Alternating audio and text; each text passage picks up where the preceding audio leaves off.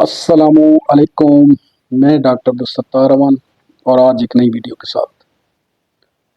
اکثر اوقات ہم سے ایک سوال بار بار پوچھا جاتا ہے کہ انسانی جسم میں شوگر کی نارمل ویلیوز کیا ہوتی ہیں، یعنی کہ کھانا کھانے سے پہلے اور کھانا کھانے کے بعد نارمل شوگر کتنی ہونی چاہیے۔ تو اس کا جواب یہ ہے کہ میڈیکل کی اصطلاح میں کھانا کھانے سے پہلے کی شوگر کو فاسٹنگ کہا جاتا ہے اور کھانا کھانے کے بعد کی شوگر کو رینڈم شوگر کہا جاتا ہے۔ According to WHO World Health Organization کے مطابق 70 to 110 mg/dl یہ نارمل ویلیوز ہے فاسٹنگ شوگر کی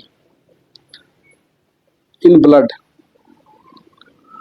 اور رینڈملی اس کی ratio 80 to 140 mg/dl in blood, یہ رینڈملی شوگر کی نارمل ویلیوز ہے۔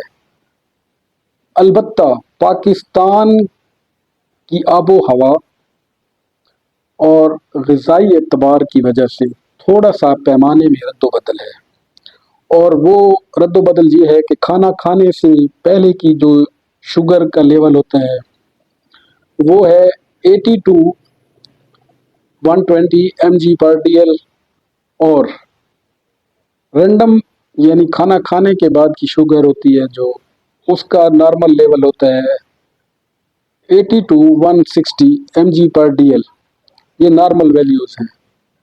امید ہے آپ کو میری آج کی ویڈیو پسند آئی ہوگی۔ ملتے ہیں کسی نیکسٹ ویڈیو کے ساتھ۔ اپنا اور اپنے پیاروں کا خیال رکھیے۔ تھینک یو، شکریہ۔